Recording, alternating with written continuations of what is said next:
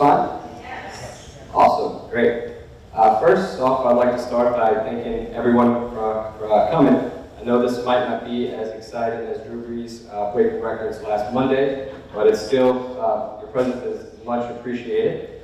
I'd also like to thank NUNAS, notably Ms. Michelle Miner, for hosting me and providing me this unique opportunity to give this presentation in my hometown. And just a little bit about NUNAS. It's such a great institution to have here because so many of my students leave me and they come here, they pursue cooking or welding or other professions that pay really, really well. So it's awesome that so many of my students come to NUNAS. And it's great to have that institution here. So without further ado, in October of 1868, at least 35 Americans were murdered for simply trying to exercise their right to vote or for being in the wrong place at the wrong time. This event is known as the St. Bernard Parish Massacre. And the purpose of my lecture tonight is to discuss my history regarding this atrocity and the history surrounding it. This month is the 150th anniversary of the event, so I feel like now is the most appropriate time to shed light on that. I was going to introduce myself and let you know who I am and where I come from and my background, but Miss Michelle did that so eloquently. It's much appreciated. I lived in St. Bernard Parish all of my life until I was 17, and when Hurricane Katrina hit, my family and I moved to Texas, and that's when I went to East Texas Baptist University, studied history, came back, went to the University of New Orleans, and followed in my mother's footsteps as a teacher. So, I am a high school teacher. And as it turns out, I taught some of the descendants of the victims and perpetrators of this event. So it provides a unique opportunity for me as a teacher. And it was actually my dedication to learning the history of where I'm from, as well as my students' history, that led me to this specific research. Now, the complexity of this event requires a lot of historical context of St. Bernard Parish. I'm not going to give the entire history of St. Bernard Parish prior to 1868. That's more so for the experts, Curtis Mann, Ron Chapman, and William Hyde. But I will give you some of the history of the region and the different ethnic groups that inhabited the region before 1868. In 1682, Robert de La Salle settled and planted a flag in Lower Louisiana and claimed all of this region for France. And as early as the 1700s, plantations existed downriver in contemporary St. Bernard Parish. So when I talk about St. Bernard Parish, the borders constantly shifted, but I'm going to talk about the contemporary borders that exist today as that part of the region. So these plantations operated on slave labor. Look here, this is where modern St. Bernard Parish is. And the majority of the enslaved population came from Senegambia. Senegambia is the modern-day countries of Senegal and the Gambia. If you're ever interested in that sort of history, Gwendolyn Hall wrote Africans in Colonial Louisiana. She gives a really interesting breakdown of the slave trade in Lower Louisiana in the early 1700s. In 1763, France was, the region was transferred to Spain from France after France's defeat in the French and Indian War. Thus, St. Bernard Parish went from a French territory to a Spanish territory. And it was during this time that the character of St. Bernard Parish started to really develop. In an attempt to establish some Spanish dominance, Bernardo de Galvez, the governor at the time, oversaw the arrival of the Canary Islanders, who we call today the Isleños, which is obviously Spanish for Islanders. This is a map of the Canary Islanders from 1745. I really enjoy maps and having them up here. It should be noted that St. Bernard Parish received its namesake from Bernardo de Galvez. He was not just a notable person in St. Bernard Parish, but he fought and helped George Washington in the American Revolution. So he's actually historically known in Spain and in different parts of the world. And under this Spanish rule, we also saw the arrival of the Acadians, which are known today as the Cajuns. And there was some intermarriage between Acadians and the Isleños. And there are some descendants of the Acadians today in St. Bernard Parish. I think the most popular surname of Acadians is Robin. So that's a name that's descended from this Acadian migration.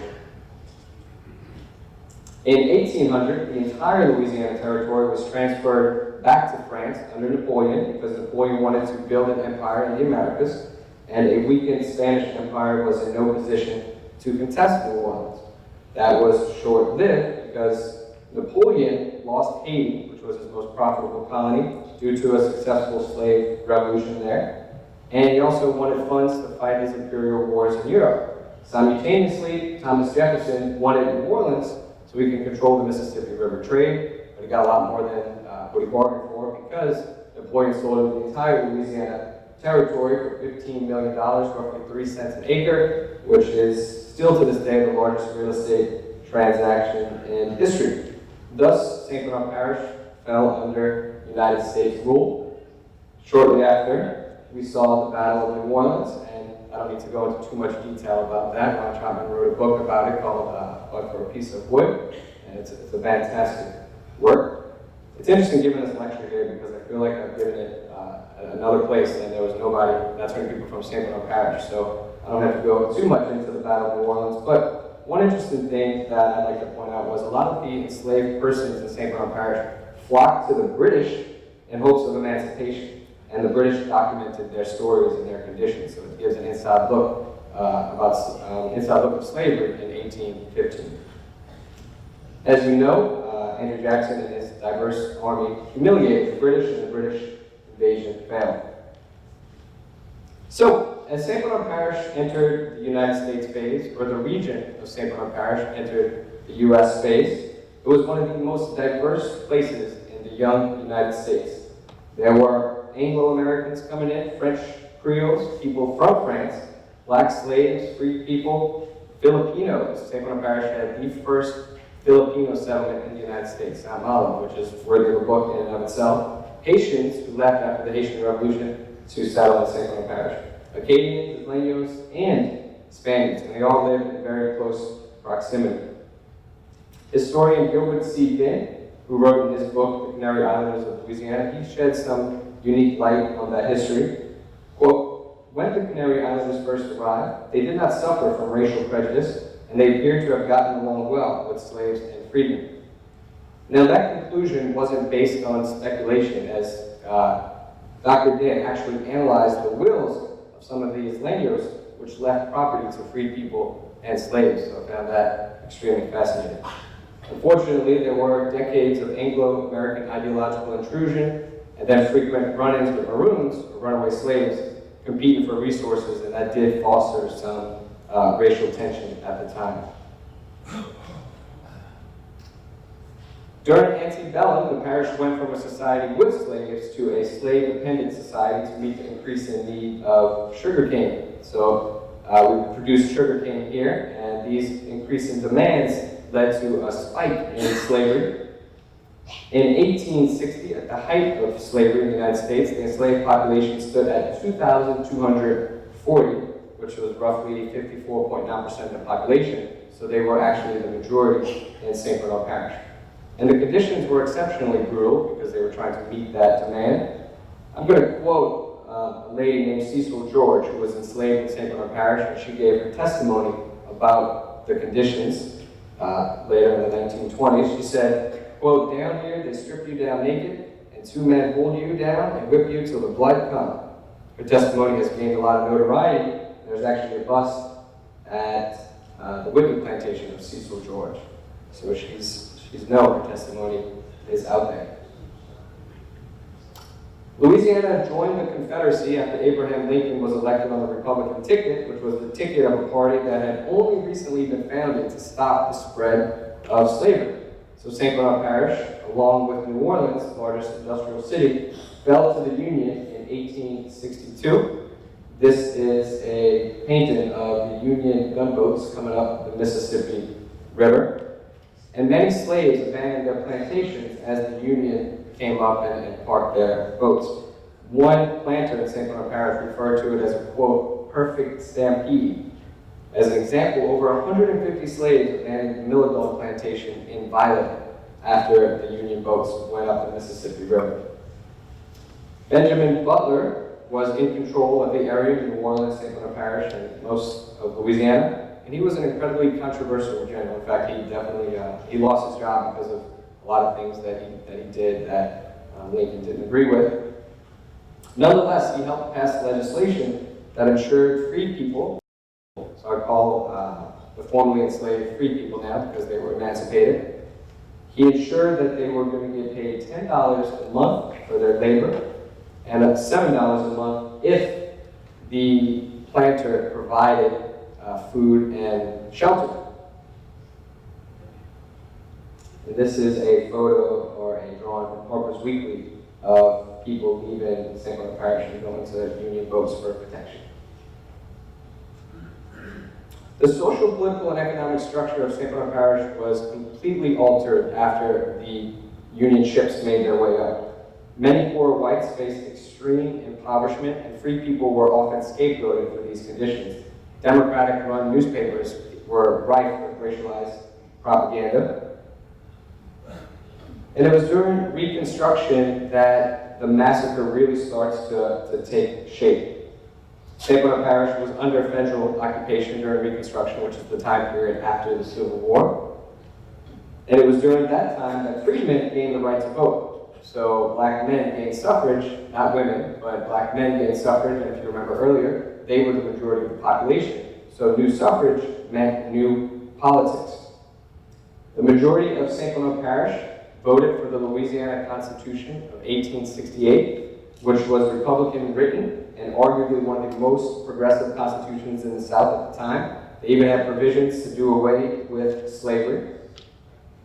St. Bernard Parish also voted for Republican Governor Henry Warmoth, who was the youngest governor in Louisiana history, who ran at age 25, and Lieutenant Governor Oscar Dunn, who was a recently emancipated slave who ran for lieutenant governor. He was the first black lieutenant governor in the United States. St. Bernard Parish voted for that ticket. And I can't really mention Oscar Dunn without giving some background on him. He's one of the most, I think, interesting figures in Louisiana history. He was a former slave who was democratically elected the first black lieutenant governor. And when he died, over 50,000 people lined the streets of New Orleans. And it was described as, quote, the largest funeral in New Orleans' history. If you're interested, the Tripod New Orleans at 300 podcast has a very interesting episode on Dunn. In the podcast, they quote a journalist who wrote about him after his death. Quote, there will be 3 pictures that hang in every African-American home from that day forward. Abraham Lincoln, Frederick Douglass, and Oscar James Dunn. He was mysteriously killed, most likely poisoned, but that's a whole other book for another topic. If somebody wants to write that book, please do. I'd love to read it. On a more local level, the parish also elected Dr. A.G. Thornton, a white Republican, as judge, and Reverend Samuel Smith, who was a freedman, was elected to the police jury, the school board, and the justice of the peace.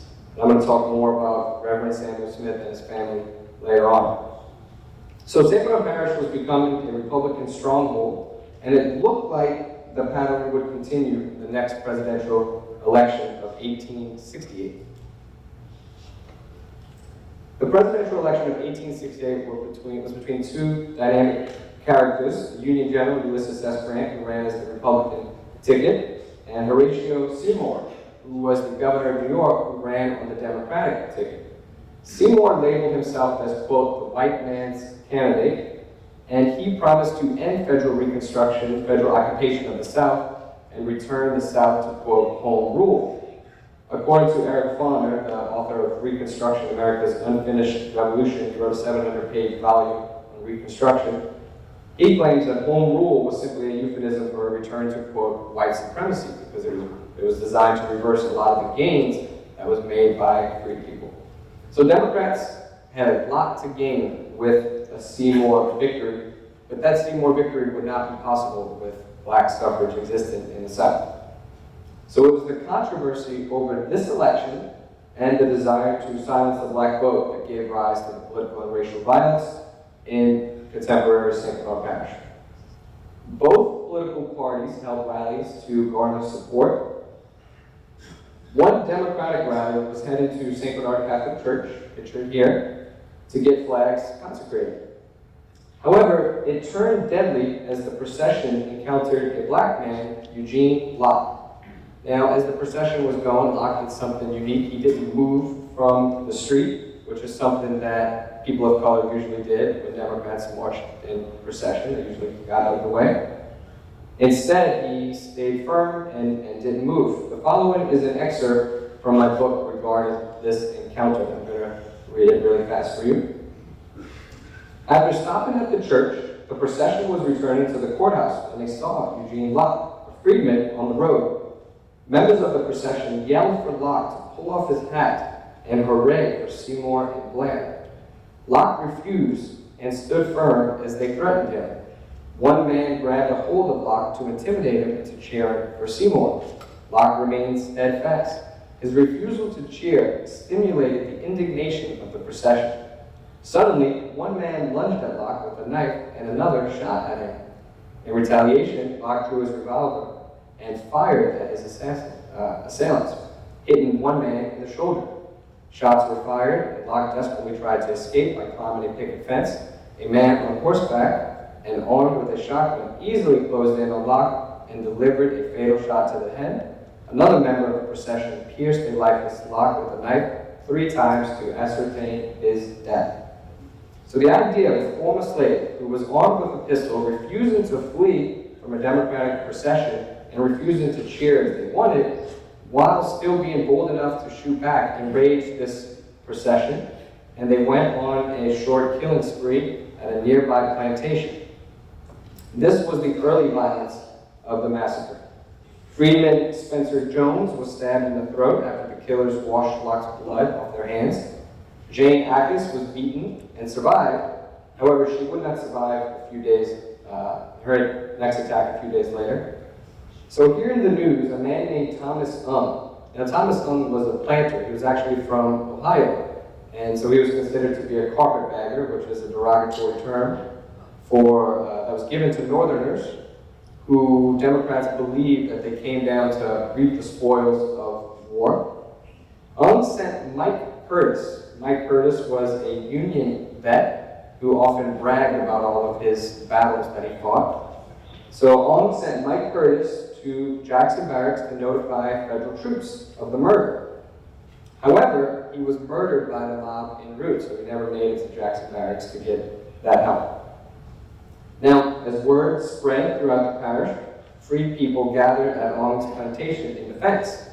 However, Ong told them to disperse as he believed they would not be able to mount a realistic defense against the armed mobs without assistance of federal troops, which was probably accurate. After they dispersed, the free people passed the home of Pablo Falou, which is probably the most important saga of this story. Now, these course of events are incredibly complex, but only 2 things are known for certain as the free people passed that home. Shots were fired, multiple free people were killed by Falou, and free people broke into his home, murdered him, and set his home ablaze. As a result of this night, 2 opposing narratives emerged, and this is the photo of Pablo Falou's tombstone in St. Bernard Cemetery across from the church.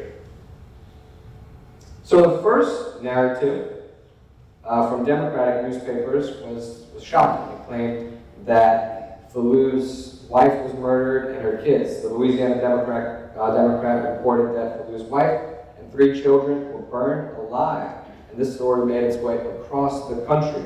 The New York Herald stated, quote, "The blacks wreaked their demonic vengeance on the innocent and helpless, burning 3 houses and killing a man and woman. It is believed 5 children." Terrifying account. However, government reports claim something completely different. A lieutenant named J.M. Lee gave his report, and he says, quote, "I give it as my opinion after the most careful and patient inquiry in relation to this matter that the attack on Pablo Falou was not premeditated on the part of the freedmen, that they did not attack his house until after he had fired into them, and that the first shots wounded several freedmen, shedding the first blood, and that had he acted with any degree of judgment or presence of mind, neither himself nor his house would have been injured by the freedmen." So Lieutenant J.M. Lee was tasked by the Freedmen's Bureau to actually do this investigation. But it should be noted in his investigation, he didn't interview any white people. He tried, but he said that he believed that they would incriminate themselves, so he didn't get that opportunity. General Lavelle Rousseau, who was the head of the Department of Louisiana, also did a report and wrote it to Ulysses S. Grant that corroborated this story. So I had to speak to different people to try to figure out what happened. The first person I went to was William Hyland, the St. Bernard Parish historian. He actually had the opportunity to read a testimony from Fallou's wife, which stated that she did survive that night, and she gave her own account. And I'm also in contact with Janice Kowoi, who is one of Fallou's descendants who I managed to get in touch with. And she claims that one of Fallou's sons was murdered, while, quote, Annie, Fallou's wife, and her 6 children escaped in a buckboard. So, according to her, Fallou and his son was murdered, and the rest of the family managed to escape. Whatever happened that night, Fallou's murder served as a catalyst for the increase in killings. So the killings intensified after Fallou was murdered. Former slave quarters were ransacked by angry Democrats, and registration papers were seized at every single slave quarter, former slave quarters that they went to. Obviously, no registration papers meant that free people could not exercise their right to vote. As a result of this violence, a lot of free people fled to the cane fields, and those not so lucky did not make it. I'll give you some of those personal testimonies. Governor Warmoth at the time requested federal help, but the government denied him. So he actually sent a memo to St. Bernard Parish telling all freedmen to stay away from the polls as they would not be adequately protected. So I'm going to give you 3 personal testimonies from the days of late October in 1868. The first one comes from a man named Lewis Wilson. Lewis Wilson was a freedman who was kidnapped, brought to a makeshift prison, and at nightfall he was sent to the street with other freedmen to be executed, but he actually survived to give his testimony. If you read my book, I open up the chapter with Lewis Wilson. I find his testimony the most interesting. So he survived his execution and then gave his testimony to Lieutenant J.M. Lee.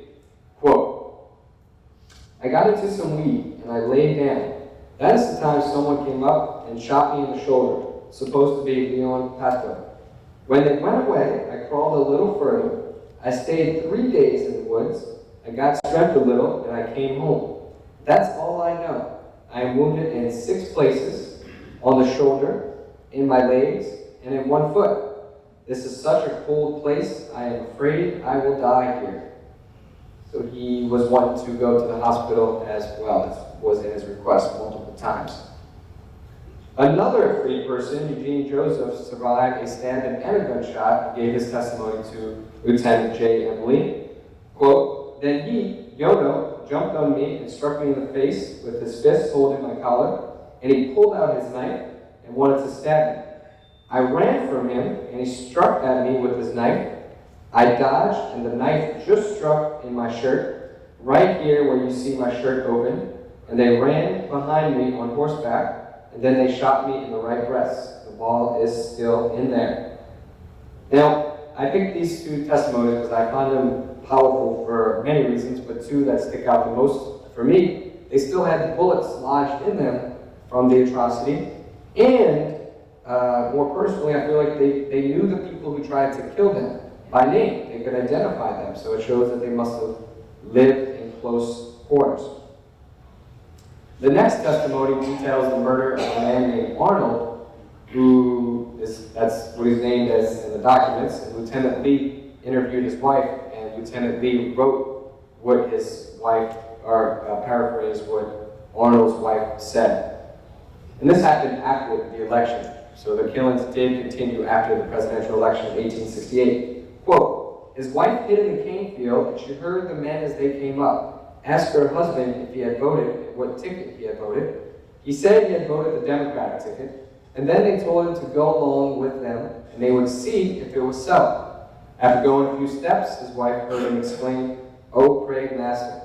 And Arnold was found stabbed in 6 places and dismembered. I find this murder fascinating and interesting as well because it shows that the murders were personal because the killers had guns, but they chose to use knives instead for this specific murder.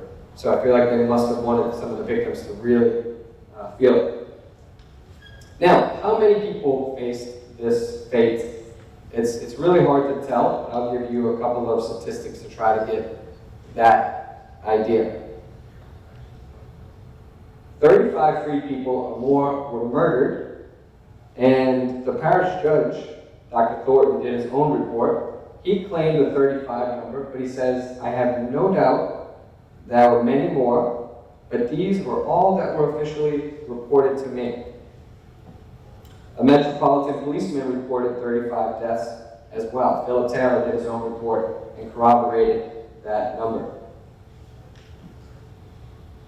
At least 2 white men were murdered, Mike Curtis and Pablo Fallu. And I have an asterisk there because a descendant of Fallu believes an additional white person was murdered. I'm meeting up with her sometime soon, hopefully, to see those documents, and then I could update that officially. But I have no reason to believe that that's incorrect. So probably 3 white people were murdered during this time. However, government reports put the number at a much higher statistic. According to an 1869 Louisiana General Assembly report, the total number of killed during this massacre, which were counted, was 38. The number killed of whom reliable information was received was 68. It is probable that many men were killed in the swamps and other secret places whose number is known only to the murderers and to God. Even bigger, an 1875 investigation by the U.S. Congress Joint Select Committee concluded 135 people were murdered. However, it should be noted that this investigation by Congress was done by radical Republicans who were trying to extend federal occupation in the South. So they might have had an agenda, they might have been biased to exaggerate the numbers. And I only speculate that because I've not seen the 135 number corroborated. So I'm not too certain about that number. I think that's too high. The election results were kind of what you might have expected. The sheriff supervised the election as the police jury or the police members, they were either murdered or they fled. One police jury, specifically Leopold Duchard, he fled to Europe because he had a $2,000 bounty on his head. Now you won't find that in the book if you read it because his descendant reached out to me after the book was published and started sending me documents about Leopold Duchard. Needless to say, she doesn't live in the South, she lives in Seattle, but in fact, she has a very interesting, she's done a lot of extensive research of her own family that I hope to incorporate in this story. Grant only received 1 vote from St. Bernard Parish. So the Republican candidate only received 1 vote from St. Bernard Parish. This is a parish who voted in the Republican Constitution of 1868, a Republican judge, Republican police jurors, Republican school board members, Black Republican school board members, and police jurors. However, Grant only received 1 vote, and if I was living at the time, I would love to ask that one person, what were they thinking? Because that seems like a terrifying thing to do at the time. John C. Rodriguez, a professor at Stonehill Catholic University, wrote a book called Reconstruction in the Cane Fields because he was so fascinated with all the chaos that was going on in Louisiana at the time. He says, quote, Republicans captured the presidency in 1868. A white terror carried the day in Louisiana. He puts the number in St. Bernard Parish in the massacre at around 60, so he has a unique view on that. And he also cites government reports that say at least 700 free people were killed in Louisiana just prior to the 1868 election. So if you think things couldn't get any worse, they do. Felipe Toca, despite not really being elected judge, took it upon himself to be judge of the parish. Now, Felipe Toca was elected later on to some positions, but at the time he was not a judge, but he declared himself a judge, and nobody really contested what Felipe Toca said, because the only person who ever questioned his legitimacy or got into a debate with him, Toca challenged him to a duel. It was a judge of Plaquemines Parish. Needless to say, Toca won, and people rarely questioned what he said after that duel.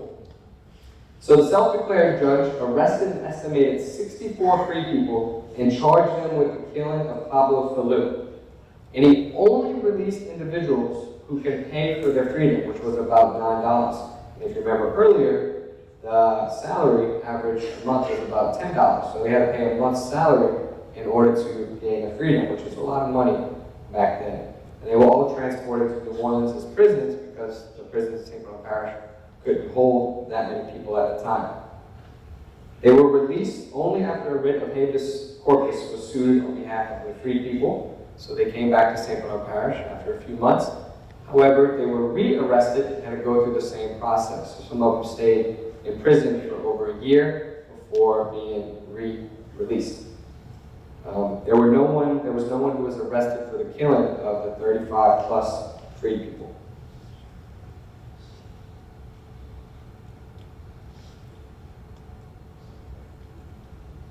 Reconstruction officially ended in 1877, after the compromise in 1877. Thus, the state returned to democratic rule, and they convened a new constitution to get rid of the Constitution of 1868. They convened the Constitution of 1869, which returned the whole state to home rule and reversed many gains made by free people, and also moved the capital from a diverse Creole New Orleans to Baton Rouge. But it was during this time that another fascinating story happened. In 1881, a biracial strike of around 300 to 400 laborers occurred in St. Bernard Parish, and they were fighting for better wages. And this story made its way around the country. According to the Boston Daily Journal, which a lot of times newspapers in the North followed what was happening in the South, they said, quote, laborers were on strike in St. Bernard Parish, and noted that the leader of the strike was a white man. I did some research. That man's name, he was an Isleño named Gabriel Casanova. He's presumably in relation to the Casanova family that operates Casanova Seafood. So I find it fascinating that white and black laborers organized and protested low wages just a decade or so after this tragedy occurred. It was such a big protest that Governor Wilkes sent troops into St. Bernard Parish because Sheriff Steve Nunez could not quell this protest with what he had. So I find that to be a really interesting story. And these biracial strikes, both industrial and agricultural, terrified the Democratic elite at the time. So they needed a new constitution to prevent this sort of multiracial organizing or stopping these people from getting into political power. They passed this new constitution, the Constitution of 1898. The new constitution banned voting for illiterates, issued a poll tax, and required grandfather clauses. Now, if you weren't able to read, you couldn't vote. Many people that were enslaved did not have education to read after. They issued a poll tax, an annual poll tax that you had to pay yearly in order to vote, and required grandfather clauses. So if your grandfather couldn't vote, then you couldn't vote as well. Now, these laws could not be passed that said people couldn't vote based on race because the 15th Amendment abolished that, so they had to incorporate race-neutral provisions, but they were enforced at a rate that disproportionately impacted people of color. Just to give you a sense of the literacy test that existed, one of the literacy tests that existed in Louisiana in the 1900s. This is a literacy test that was given to people. They had to answer 30 questions in under 10 minutes, and if they got one question right, they could not, if they got one question wrong, they could not vote. So if you just look at number one, and when I taught Louisiana history, I used to give this to my students. If you look at number one, draw a line around the number or letter of the sentence. So it seems kind of arbitrary, and a person who's grading it can say, no, you didn't quite do it the right way. And it gets crazier as we go down. So it wouldn't be until the Civil Rights Act of 1965 that these discriminatory voting practices would be outlawed. If you look at the voting bloc, because of the 1898 Constitution, the white male voting bloc went from 164,000 to 92,000, and the black male voting bloc went from 130,000 to about 5,320, just 2 years after that Constitution came into play. By 1910, registered black voters had dropped to about 730, roughly 0.5% of the eligible black men in Louisiana. So the political voice of the poor was silenced. And I find that really interesting because sometimes when I teach history, a lot of my students are under the impression that as time goes on, more people they get more rights, and the concept of freedom expands and expands. But it's not as linear as that. So in St. Bernard Parish, a black man had more political power in 1868 than, say, in 1964 in terms of in voting. All right, so remembrance. Only one relic of the incident remains, and that is the tombstone of Pablo Falú. This is in the St. Bernard Cemetery, still there. And this tombstone reads, Pablo San Falú, assassinated by slaves, incited by carpetbag rule, died 1869. So I think this tombstone has many implications. One, it says Pablo San Falú. Well, according to research done by William Hyland, the word San never appears in the census records. And San means saint in Spanish. So it was attributed to him after his death to sort of kind of glorify and deify him. The term assassinated implies that Falú was a person of great importance who was specifically targeted. And they used the word by slaves. They claim that he was killed by slaves, which implies two conclusions. One, that those who erected it did not know that emancipation already occurred. Or two, that they knew, but they simply didn't care and were making a statement. The wrong date implies it was constructed well after the murder occurred, and was probably constructed based on oral tradition, not necessarily documents that they had. So where does that leave us today? Well, year after year, the surnames in the massacre and in the records that I continually pour over because I love studying history, all of these last names keep popping up on my roster as a teacher. So I get to teach a lot of the descendants of the victims and perpetrators, and it provides a unique opportunity for students to learn and grow. So I have the book in my classroom for students to pick it up whenever they want, to read it, and understand their history, and ask me questions. And also thanks to the students that came tonight. Some Sherman High students came out, so much appreciated. Amazing, amazing. They get extra credit for this too. So, but I know they're here just to learn and not for the extra credit. So I do want to host a commemoration service at First Baptist Church in Verrett. Now, Verrettville was a freedmen's village. The church was founded in 1871 by a runaway slave, which is Samuel Smith, who I mentioned earlier, who was elected the first black police juror in St. Bernard Parish and elected to the school board and justice of the peace. So Samuel Smith ran away from slavery. He fought with the Union, and then when he came back, he opened up this church. And according to oral tradition, he had a vision from God on the battlefield to tell him if he survives, and he needs to open a church. So he opened that church in Verrett. It's the First Baptist Church of Verrett, and the pastor there is Reverend Samuel Smith IV, who is the great-grandson of the Reverend that I was talking about earlier. So he's still, the family still occupies that church, and I went there, and it's an amazing service that they have. We had a date, November 11th, but the Veterans Day parade is at the same exact time. So I want to try to get with the church and whoever else is interested and try to get a different date. That way people don't have to choose between the two, because he seemed pretty open about that. My personal goal is to increase awareness and and maybe erect a historical marker somewhere so people could have an actual place to go. The descendants of the victims and perpetrators can actually have a place to go. And I do want to say that I think St. Bernard Parish has come a long way from these days. I know a lot of these stories were really tragic, and I only told 3 of them, and the book is full of them, and so I know it's really tough to read and hear about. But I feel like the place where I live and where I'm from is becoming increasingly diverse. There's Mexican restaurants, Vietnamese restaurants, Palestinian restaurants, and so it's great to live in a place that's embracing that diversity. We've come a long way since the days, I think, of the 1860s. So, I'd like to conclude with the thoughts of a childhood friend of mine, Dr. Samantha Perez. Many of you probably know Samantha Perez. But Dr. Perez and I went to the same church together growing up, and we both stayed occupied in the public library, typing away as kids. Well, I asked her thoughts on memorializing this tragedy because she was aware of it, and she gave me an incredible response. And I end the book with her response, or almost her response. Hello? Good? Okay?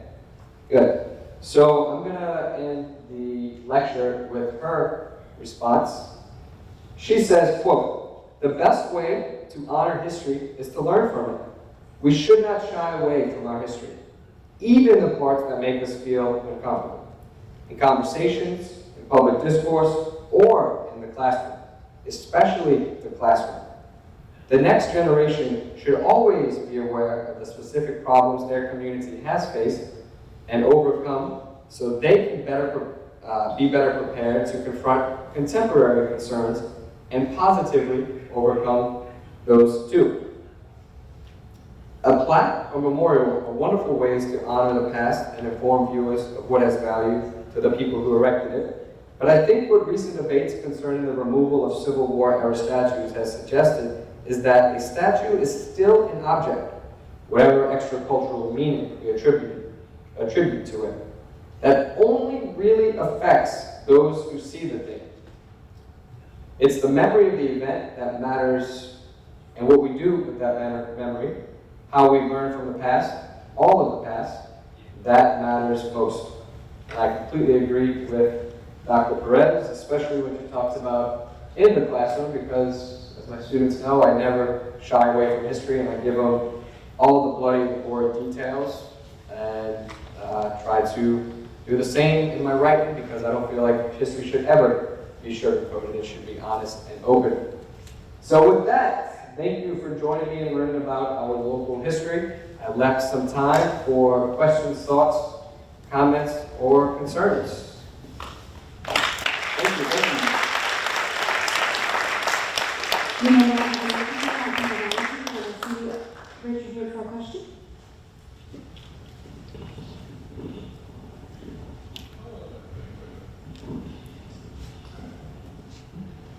Everybody talks about the slavery, etc. Has anybody ever pinpointed when and why slavery was brought to the United States, to America? Does anybody pinpoint when it was brought to the United States? Why? I would say to maximize as much profit as possible while paying the workers the absolute minimum. I think that was the concept of slavery as an institution. I don't know if that answers the question, but I think that's why slavery, I think that was the purpose of the institution of slavery. I want to thank you for writing this book and for being so open and honest with your students. I was a student in St. Bernard Parish schools 15 years ago, and they didn't teach us any truth about Louisiana history. We never learned about Oscar Dunn. We didn't learn about the Massacre. We didn't learn the truth about Reconstruction. We didn't learn the truth about the Civil War. We were taught lies, and we were supposed to regurgitate lies on tests in order to get the credit for Louisiana history. So I really thank you for what you're doing. And I'm glad that children old enough to be my grandchildren will be getting this, even though I did not. Well, I definitely appreciate your kind words, but I think that also has to do with the way the interpretation of history is going. So the study of historiography and how we interpret history. The way Reconstruction was taught in the 1900s was much different than the way we look at it today, especially considering who wrote that history. It was written a lot by the people who lost the Civil War, and so the lost cause narrative gained a lot of traction. But I think a lot of modern historians are revisiting Reconstruction, especially Reconstruction, because so much of history, United States history, and even issues today, all date back to Reconstruction. I was reading one historian who was writing about the Civil Rights Movement, and he said it really should be called the Second Reconstruction because what they were doing was trying to enforce a lot of the legislation that was already passed during Reconstruction. So they didn't have to make any new amendments or things like that. So, but I appreciate your comment. Yes, sir.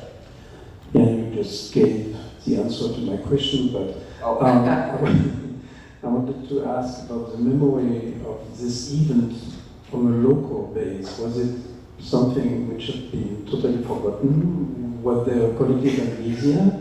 Or were there some narratives all the time, maybe kept private or public? So it was definitely, I don't want to say hidden, but it was definitely forgotten. Almost everyone I talked to did not know this event happened or had any idea. The few people that did know were the people that were really into history and they knew that something happened. That book I mentioned earlier by John C. Rodriguez, Reconstruction in the Cane Fields, he gave one footnote that there was issues in St. Bernard Parish in October of 1868. But other than probably a few people who are really into history, I think it's largely been forgotten.